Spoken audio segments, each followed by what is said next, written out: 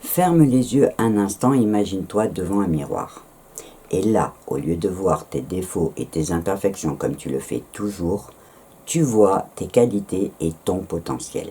Tu aimes ce que tu vois, tu te sens bien et sûr de toi. Imagine comme ta vie serait différente si tu arrivais à croire en toi. Et là, tu es en train de te dire que c'est évidemment plus facile à dire qu'à faire. Et c'est justement pour cette raison que j'ai décidé de te préparer cette vidéo. Parce que difficile ne veut pas dire impossible. Et je veux te le prouver en partageant avec toi toutes les ressources nécessaires pour te permettre de comprendre comment réussir à croire en toi. C'est vrai qu'on dit et qu'on entend souvent cette petite phrase « crois en toi ». Comme s'il suffisait de le décider pour que ça marche, alors qu'on sait tous que la volonté seule ne suffit pas. D'ailleurs, nous sommes souvent les moins bien placés pour nous juger, parce qu'on nous apprend à être modeste et qu'en plus on passe notre temps à se comparer aux autres. Alors, je suis bien consciente de toutes ces difficultés. Mais dans cette vidéo, j'avais envie de partager avec toi quelques pistes de réflexion pour travailler sur ta perception des choses en finissant par te proposer un petit plan d'action en 4 étapes simples pour t'encourager à faire tes premiers pas vers ce bel objectif, croire en toi. Pour prendre les choses dans l'ordre, il faut commencer par reconnaître et par comprendre pourquoi il est si difficile de croire en soi. Les raisons sont évidemment diverses et variées, et différentes selon les personnes. Il serait difficile de toutes les citer, mais certaines semblent évidentes. Comme je te le disais au début, on nous apprend à être humble, à ne pas nous vanter, au risque de passer pour une personne prétentieuse. Sauf qu'au final, cette modestie au service des autres finit par nous desservir jusqu'à nous faire oublier notre propre valeur.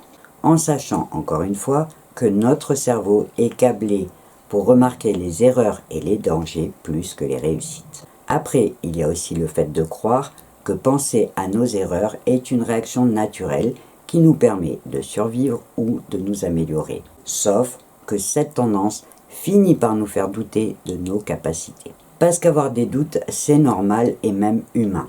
Sauf qu'il faut l'accepter pour en faire une première étape vers le développement de la confiance en soi. Et enfin, il y a l'impact négatif de l'autocritique. Faut être clair et tu le sais sûrement, tu seras toujours ton pire juge. Pourquoi ? Parce que tu as une perspective unique de tes défauts et de tes faiblesses. Tu te vois dans tes moments les plus vulnérables, ce que les autres ne voient pas.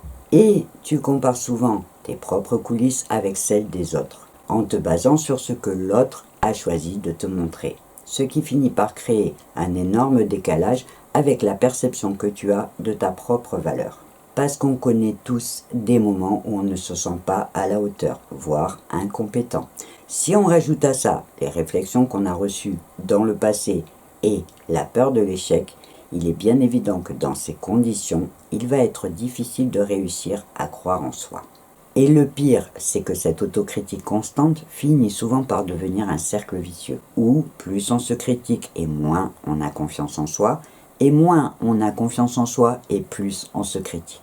Comme je te le disais au début, le fait de toujours se comparer aux autres est un obstacle majeur pour apprendre à accepter et apprécier qui tu es. Sans compter que le développement des réseaux sociaux a largement aggravé les occasions de se comparer, en t'exposant constamment aux tendances, aux critères de beauté, au succès et aux vies idéalisées des autres. Il est donc facile de se sentir inférieur aux autres en oubliant juste que ce que l'on voit n'est pas la réalité. Le pire, c'est qu'on a beau savoir que les photos sont retouchées, on arrive quand même à envier le petit tour de taille d'une fille ou le visage sans rides d'une femme qui a dépassé la cinquantaine. Parce qu'en ligne, les gens partagent rarement leurs moments de doute ou leurs échecs.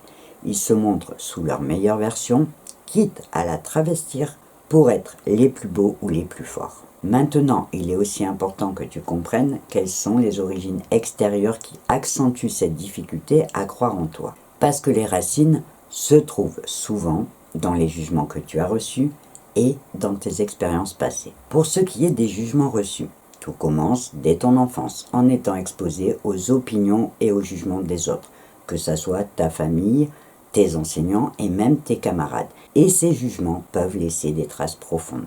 Par exemple, si on t'a souvent dit que tu n'étais pas assez bon ou pas assez intelligent, ces paroles peuvent devenir des croyances, même si elles ne sont pas fondées, et peuvent influencer la perception que tu as de toi-même pendant longtemps.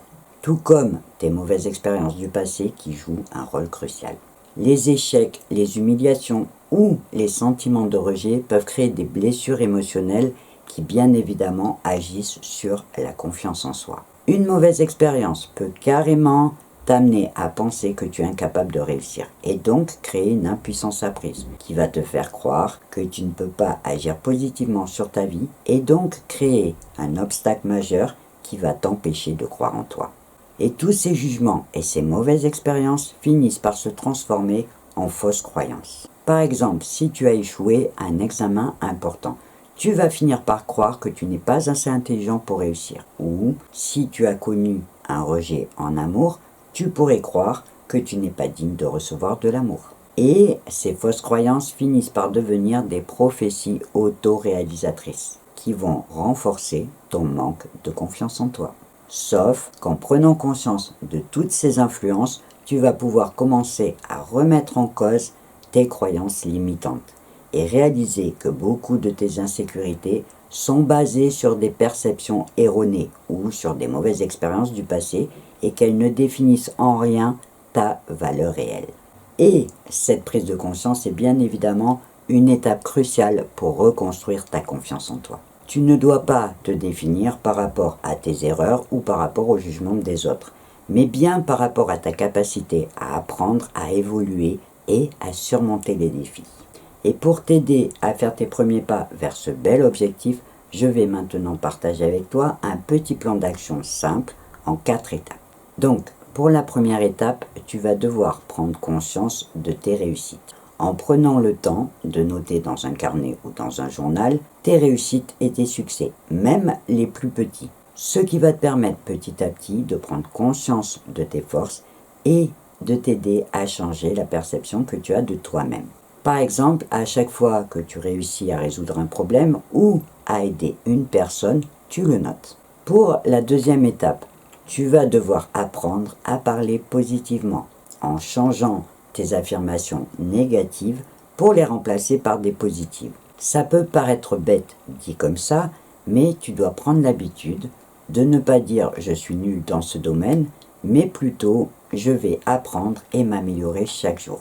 Tu dois utiliser des affirmations positives pour t'encourager en disant « je suis capable, je mérite le succès » ou « je peux relever ce défi ». Ce discours positif interne va te permettre de changer la perception que tu as de toi-même en prenant conscience de tes capacités et donc va te permettre de développer ta confiance en toi. La troisième étape va être de prendre l'habitude de ne plus te comparer aux autres. En te concentrant sur toi-même et sur ton propre parcours et en n'oubliant pas que chacun a son propre chemin et ses propres défis. Je sais encore une fois que ce n'est pas facile à faire. C'est presque un réflexe inconscient. Mais je te promets aussi qu'il est possible de travailler pour ne plus le faire. Compare-toi juste à la personne que tu étais hier et jamais à une autre personne d'aujourd'hui. N'hésite pas à faire une liste de tes progrès et des défis que tu as réussi à surmonter. Et relis cette liste régulièrement et laisse-moi te dire que c'est un excellent moyen pour booster ta motivation grâce à l'autosatisfaction. Et enfin, la quatrième étape va être de prendre l'habitude de te fixer des petits objectifs atteignables pour toi, en prenant l'habitude de diviser ton objectif final en petites étapes. Comme je te le dis dans toutes mes vidéos dans les plans d'action, cette méthode va te permettre de gagner en confiance en toi, parce que chaque petite victoire va te rapprocher de ton objectif final. Par exemple, si ton objectif est d'apprendre une nouvelle compétence, décompose cet objectif en plusieurs étapes. Commence par lire un livre, inscris-toi à une formation et pratique cette compétence pour gagner en expérience, en célébrant chaque petite réalisation sur le chemin de ton objectif. Bien sûr, ça va te demander du temps, du travail et de la persévérance, mais il faut bien comprendre que sans effort, rien ne peut changer. Donc, pour conclure, je te dirai juste qu'effectivement, que croire en soi dans notre société d'aujourd'hui est un véritable défi. Mais ce n'est pas impossible. En prenant conscience des obstacles que tu vas rencontrer, en changeant ton discours intérieur, donc ta perception de toi-même, et en te fixant des objectifs réalistes, tu peux commencer à te construire une véritable confiance en toi. N'oublie pas que tu es capable de grandes choses si tu apprends à connaître et à travailler à partir de tes capacités. Et que pour que ça marche, le premier pas à faire, c'est d'y croire. C'est vraiment une affaire personnelle entre toi et toi. Alors, je vais m'arrêter là pour cette vidéo en espérant qu'elle va t'amener à réfléchir à ta prochaine étape. Si tu ne l'as pas encore fait, je te conseille aussi d'aller voir mes autres vidéos, notamment celles sur les fausses croyances, sur les impuissances apprises et sur les notions de perception.